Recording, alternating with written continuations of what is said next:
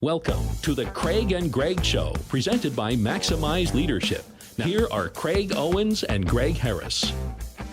Hey, welcome back to another episode of the Craig and Greg Show. We are here as always.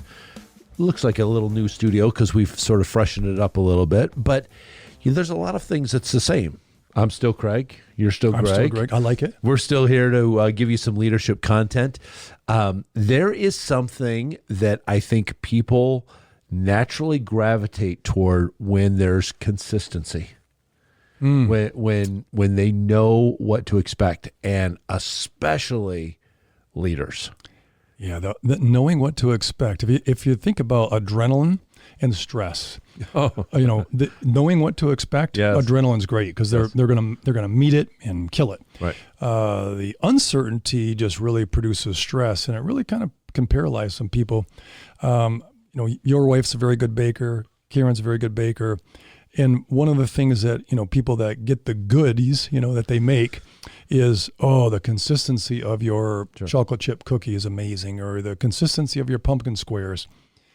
I think that is one of the biggest goals of a leader, not to be inconsistent, but to be consistent for the other person. Mm-hmm. That's really what it's about, right? It's when you're consistent at home or at church or at work or in the community, people are more comfortable. Right. Like, Craig's here. I know what to expect. What a comfort. Yes. Well, I mean, just think about walking in.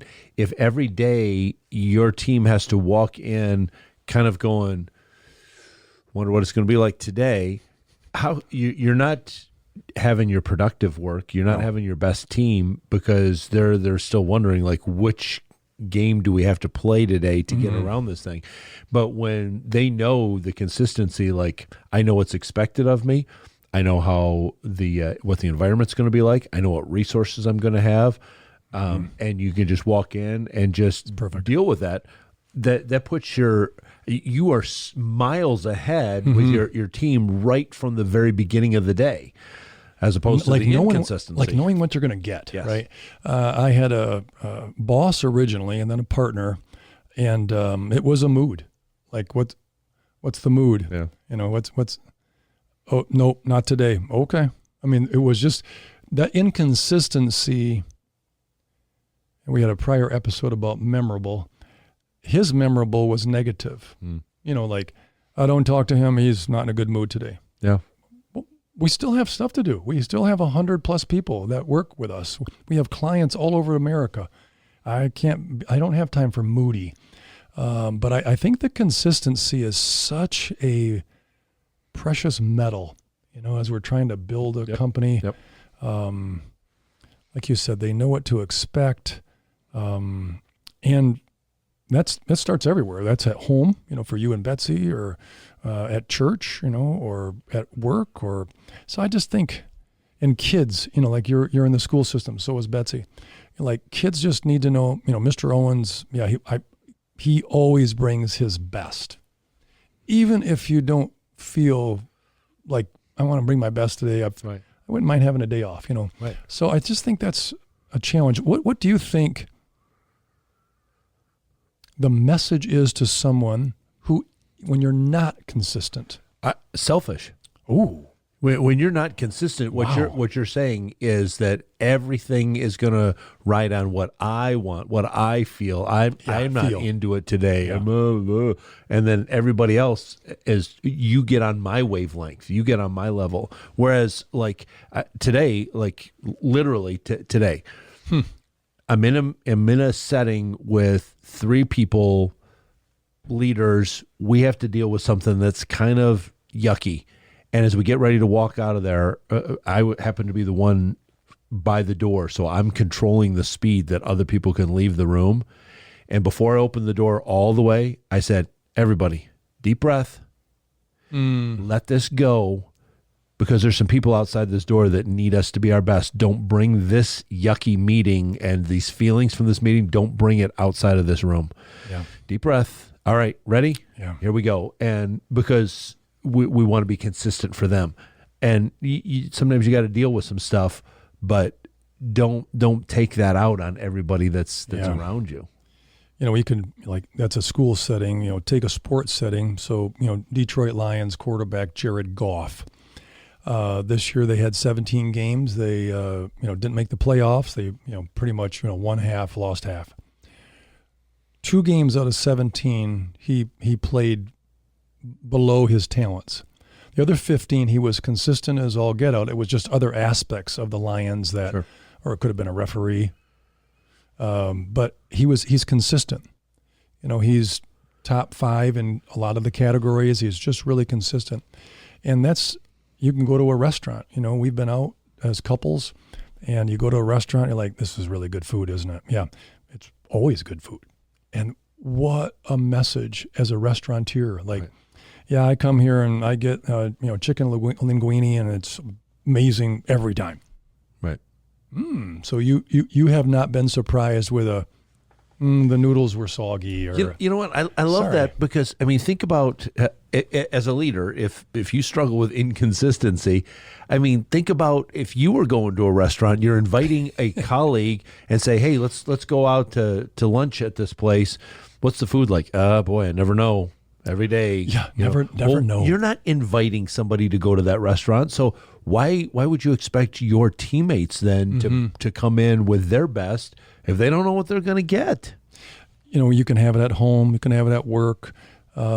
Just like walking on eggshells. Like, is he in a good mood? It's just not worth it. And you lose the people. You become memorable for the wrong side. But consistency takes effort. You talked about, a selfishness. So I feel you kind of have to get it right. Like, all right, I got to start my day right. I got to have devotions. I've got my routine. Maybe have a decent breakfast. Talk to my wife. Just go do all the things to make sure you're going to enter the game at work or wherever well. Yep. And that just enables you to be more consistent. And I think the part for, successful leaders, you're like, I'll guarantee she or he is consistent. Yep. There are other things, but consistency is like, well, I know what I'm going to get, and I love it. She's amazing, or he's amazing to work for. Well, I tell you, that's for me, my most important part is my morning routine. It is. Of what I do. You are very good. And when there's occasions that morning routine has been interrupted and it's inconsistent for me, I feel it. Ooh. All day long. I'm like something is just not. Yeah. I and then like sometimes I've caught myself later on. Oh, I know, because I didn't do my normal thing this morning. I think, Craig, for some of the viewers and listeners, being rigid isn't necessarily a guarantee of being consistent, but recognizing, being self-aware, like, so why am I feeling a little off? Oh, I know why, because I just had a granola. I didn't give myself enough time to have a good breakfast, right, or whatever it is, or, I just sort of ran through the motions on devotions. Maybe that's the emptiness, but I just think for the routine in the morning, that's how you start your day, kind of how the day goes. Yep. And you only have a little bit to correct it during the day. You don't get much chance. You're busy. I'm busy. It's like, I probably could do a little bit self-adjustment, but why do you think consistency, selfishness, maybe a routine or discipline, what are people looking for from the leader to be consistent? How does that help them as your associate or your teammate? Sure. Well, I think that part of the consistency has to be towards what end? Like, why are we here?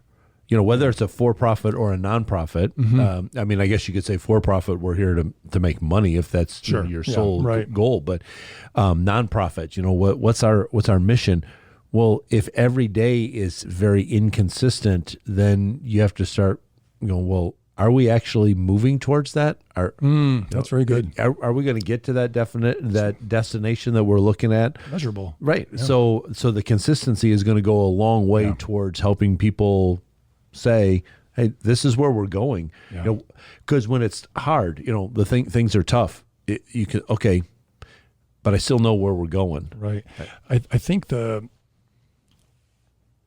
expectations of the, associates, followers, teammates, whatever, terminologies you want to use. They need that routine too. When you come into the office or to work, oh, Mr. Owens is here. He's good. It almost centers them, even if they didn't have the routine. Sure. You really don't understand the full impact of being consistent when, you wish to be consistent. Others are expecting it or respond to it. Sure. So we talked about the word moody, which is another whole thing. But I think just a roller coaster, like there's a lot of pressure on leaders. Yeah. And if, the pressure cooker gets going, they can be a little quick. Yep. Or a little, turt, or just a little bit. Well, you pulled up a quote. It's a 2,000-year-old quote, at least. Is. Yeah. That goes right along with it. Share that quote. Well, it's Aristotle. We are what we repeatedly do. Excellent then isn't an act, it's a habit. Right. And your routine, what I wish to do in routine and kind of set myself up to be, I want to be my best for people. I don't want to be my best for my computer. Right. And so consistent habits result in excellence. Yeah, it's not an act. You can't fake it. You're true blue. I've been around people that weren't. Like, it kind of depends on their mood. Like, had a good weekend, didn't have a good weekend. Well, yeah. Okay. We can tell because of the way you're acting. Yeah. Exactly. Like you just blew up at the janitor or you blew up at the receptionist. What are you doing? Yeah. So I think the consistency sets the tone. To me, it is one of the biggest influences on culture. Mm-hmm. For people to feel he's good again today. I'm going to see, maybe not tomorrow. Right. And then I love it when there's trouble in your consistency, which you show it amazing. Right. It's tested. Yeah. It's like courage. You don't have courage. It's tested. It's shown. Sure. But I think Aristotle's quote. I wasn't around when he was writing that, but I did have dirt floors in school. But whatever. And outdoor plumbing. Well, us boys would go outside anyway, do our business and come back. But fortunately there were shrubs by our school. But I just think it's a habit. It's something that you have to keep practicing. Well, let me ask you a question then. It's not just any habit, right? No, you can't just go take this habit and this habit, exactly. and I'm going to make that excellent. Mm-hmm. So if we want excellence, work backwards from that. How would leaders think about what habits they need to put into place consistently to get to that excellence? What would be some of the considerations for the healthy habits, the consistent habits? I think I've learned the hard way, working hard, burning the candle at both ends. I have to take care of myself. Mm. It's not selfish. I mean, that's how you started, if you're not investing in yourself in order to be consistent and be an influencer for others so they can be all God created them to be, I got to take care of myself. Yep. And can't burn the candle at both ends. I can't not work out. Can't not eat healthy. Can't get on the phone and look at negative stuff. I need to build myself up on a good devotion or time with you at Bagels where we kind of sharpen each other's iron. I have to take care of myself. Otherwise, I will not be consistent. Yep. That's probably my first baseline, Craig. I don't know if you agree with that. So mine's very similar. In the Gospel of Luke, so we know that Luke was a physician. Yep. And so he records something about the growth of Jesus that none of the other gospel writers record, which you would kind of expect from a doctor. It's Luke chapter 2, verse 52. He says, Jesus grew in wisdom, in stature, in favor with God, and in favor with men, with mankind. Yeah.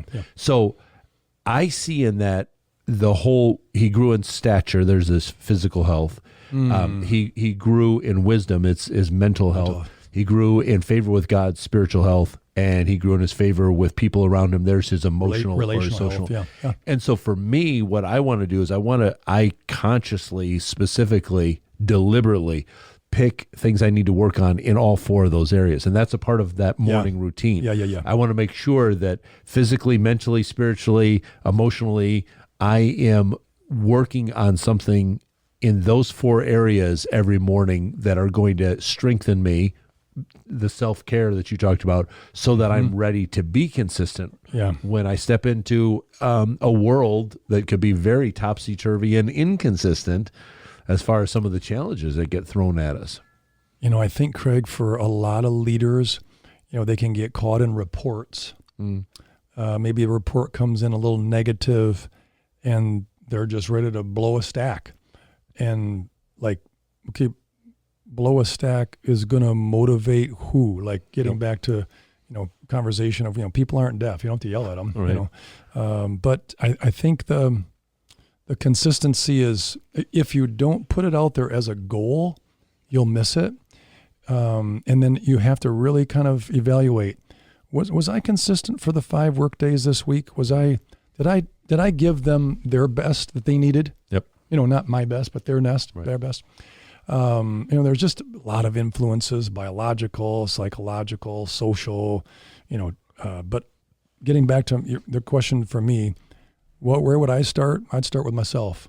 So if I'm depleted, sad, irritated, disappointed, I'm not going to be as consistent. And I've been called out. It's quite funny.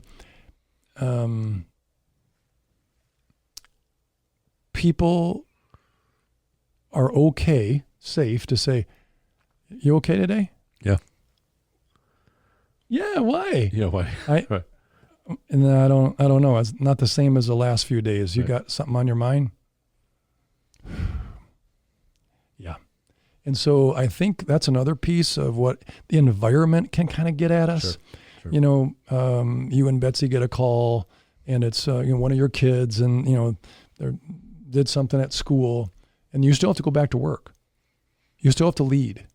You still have to make decisions. Right. You still have to serve. And I just think, not putting myself first, but making myself a priority is really important. But some of the things you can't control. Right. Environmental things. Certainly, the phone is one that you're like, just put it down if it's negative. It's going to affect your spirit. And so that's what I've learned. Maybe you helped me as well, is just protect your spirit, because that's kind of where it comes from. Like someone asked the other day, where do you get your joy? What a great opportunity. So they saw consistency, like, hey, hey bro, how you doing? Tell me, brag on your kids a minute. You do that all the time, Greg. What? Yeah. Why? Right. Well, because you got kids. They're important to you. And if you can't brag, who's going to brag on your kids? So I just love it when people notice, like, you're not yourself. Yeah. Check mark. I got it. Yep. And then you review, like, why am I not? So what have you found has helped you become more consistent and maybe challenge the listeners and audience how to find that one piece to kind of catch yourself? Like, I'm not consistent today, or I didn't do my best,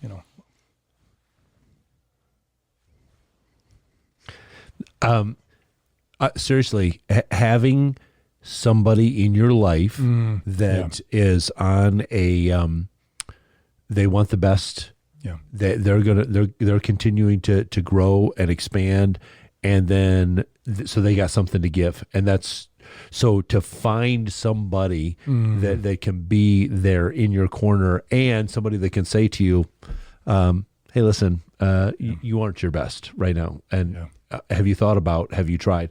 And I mean, we can do that to a certain extent. I think our coaching services, help to a certain extent, but I think that, like, if I were to come in and coach anybody, one of the things I would probably say is, who do you have?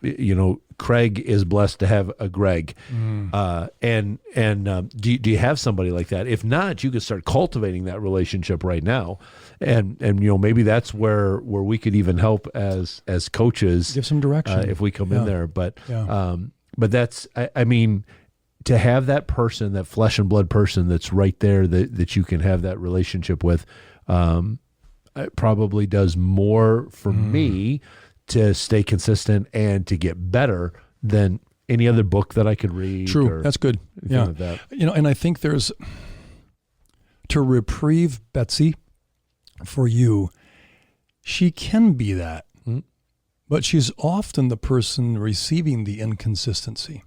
Right. Like, I'm just pooped. I'm a little grumpy. I'm exhausted. I'm just making something up, Craig. But so to have someone else say, "Hey, you got a minute?" We've done that where I'm thinking about something, or I had this argument, or I really got to talk to this person on this. You got a minute? Yep. You've made yourself available at night. Both of us get up early in the morning. We've had texts where like, bro, just seize the day. Just love on kids. Yep. You're in a great role. And you're like, I am. Yep. Absolutely. I'm a little tired. It's Thursday, but, Greg said, or he believes you can finish the week strong. It is a coach, it's just personal. Sure. So iron sharpening iron is a good biblical word. Yep. Because you can point things out, but your goal is better. It isn't to squash the person. Like, right. Well, I saw this flaw in you and you keep doing that. You're a loser. Right. I'm not going to respond well to that. No. But I do think, we talked about consistencies, helping yourself with a routine, but just knowing that you got someone in your corner, like, yep. Oh, heck breaks loose, I'm calling them. Yep. Absolutely.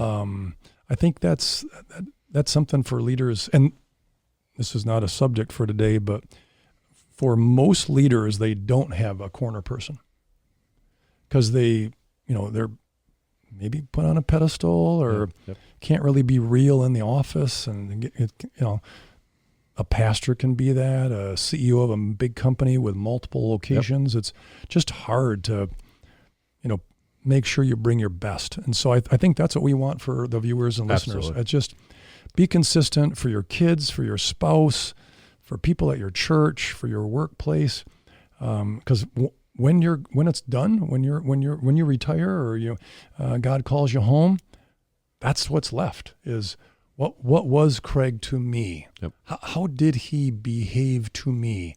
What did he mean to me? I think it's just a beautiful sentence. So consistency is not easy, and that's why it's a topic for us. Well, consistency does take a lot of work, and we want to help you with every aspect of your leadership growth. So I did mention earlier, maximizeleadership.com. You can find some information on our coaching page there. You can find some books that can help resource you.